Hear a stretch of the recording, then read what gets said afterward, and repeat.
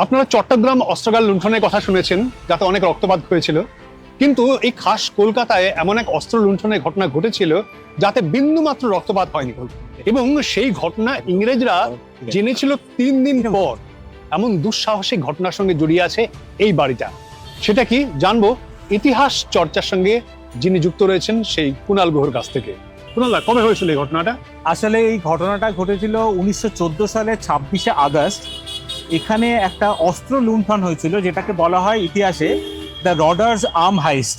মানে কোম্পানিটার নাম কি ছিল? কোম্পানির নাম ছিল রডা অ্যান্ড কোম্পানি। তারা রডা অ্যান্ড কোম্পানি বেসিক্যালি তারা ইংরেজদের অস্ত্র সরবরাহ করতো। German company. এবং এখানে এই বাড়িটার ভেতরে একটা রাস্তা আছে, ওটাকে বলতো, ওটার নাম হচ্ছে ভ্যানসিটাট লেন। ভ্যানসিটাট লেনের ভেতরে তখন রডার অফিস ছিল। এবং 1914 সালের 26শে আগস্ট এই ঘটনাটা ঘটে, এবং সেই মাসেরই 30 তারিখে প্রথম স্টেটসম্যান পত্রিকায় একটা মস্ত বড় লেখা বেরিয়েছিল, the greatest daylight robbery. এবারে ঘটনাটা বিস্তারিত বলতে গেলে একটু সময় লাগবে, আমি বলি আপনাকে ঘটনাটা কিরকম ঘটেছিল। যে বেসিক্যালি শিরীষ মিত্র, যিনি আগে অনুকূল মুখার্জির আন্ডারে ছিলেন, আত্মোন্নতি সমিতির মেম্বার, যিনি এখানে চাকরি করতেন রডা কোম্পানিতে, তার কাছে একটা খবর আসে যে ব্রিটিশরা রডা অ্যান্ড কোম্পানিকে একটা মস্ত বড় অর্ডার দিয়েছেন জার্মান C96 মাউজার পিস্তলের জন্য। আচ্ছা। তো তখন তো প্রথম বিশ্বযুদ্ধ শুরু হয়েছে 1914 ওই সময়টায়। তো তখন সারা বছরে একবারই এরকম বড় বড় অস্ত্র আসতো বিদেশ থেকে কলকাতা শহরে। তো শিরীষ মিত্রের কাছে খবর যায় যে এরকম রডা অ্যান্ড কোম্পানির কাছে অস্ত্র আছে। তিনি সেটা জানান বিপ্লবীদের যে এরকম একটা মস্ত বড় কনসাইনমেন্ট আসছে। এবারে তখন বিপ্লবীরা প্ল্যান করেন যে কিভাবে এই অস্ত্র লুট করা যায়। আচ্ছা। তো আমাদের লালবাজারের কাছে ছাতাওয়ালা গলি বলে একটা জায়গা আছে, সেখানে আত্মোন্নতি সমিতির অনুকূল মুখার্জি এবং ঢাকা মুক্তি সংঘের শিরীষ পাল, তারা বলেছে একটা প্ল্যান করেন। আচ্ছা। কিভাবে এটা করা সম্ভব, তারা একটা প্ল্যান তৈরি করেছিলেন। সেইটাই কিভাবে হয়েছিল তার গল্পটা হচ্ছে 26শে আগস্ট 1914-এ সকালবেলা শিরীষ মিত্র অফিসে জয়েন করলেন 10টার সময়। যেরকম প্রতিদিন আসেন প্রাইক সাহেবের আন্ডারে। প্রাইক সাহেব তাকে বললেন যে কিছু কাগজপত্র দিয়ে বললেন তুমি চলে যাও কাস্টমস অফিসে, সেখানে গিয়ে তুমি অস্ত্রগুলো ছাড়াও। আর আজকে যেখানে রিজার্ভ ব্যাংক আছে সেখানে তখন ছিল কাস্টমস অফিস। আর শিরীষ মিত্র ছিলেন রডা কোম্পানির কাস্টমস ক্লিয়ারিং এজেন্ট।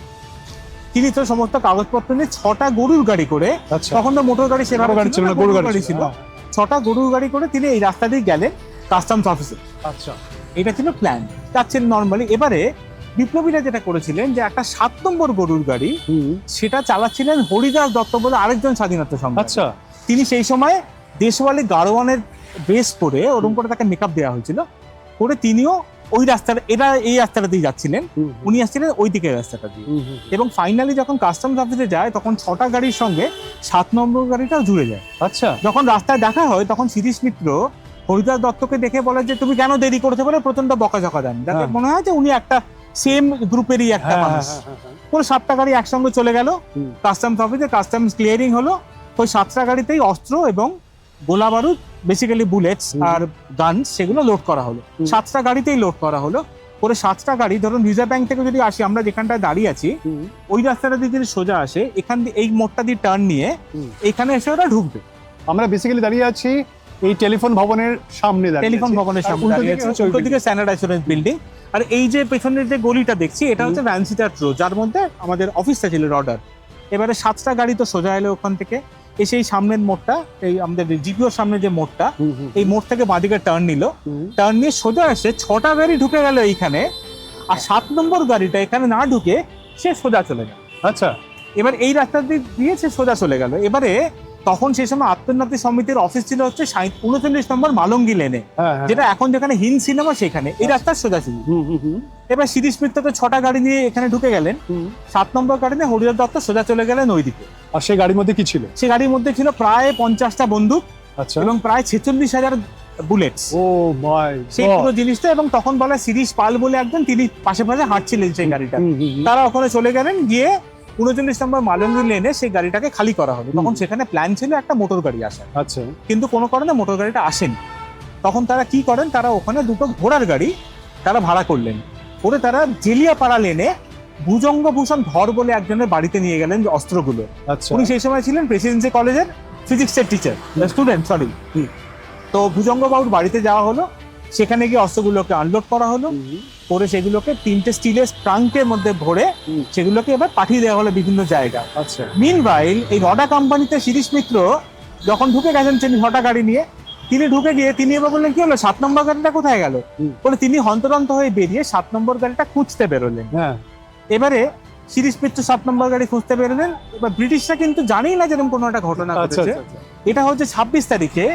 29 তারিখে তখন প্রাইক সাহেবের কাছে খবর আসে যে এরকম একটা ঘটনা ঘটেছে, বেশ কিছু গোলা বারুদ এবং বন্দুক মিসিং। তখন এখানে পুলিশের বড় কর্তা ছিলেন টেগার সাহেব। আচ্ছা।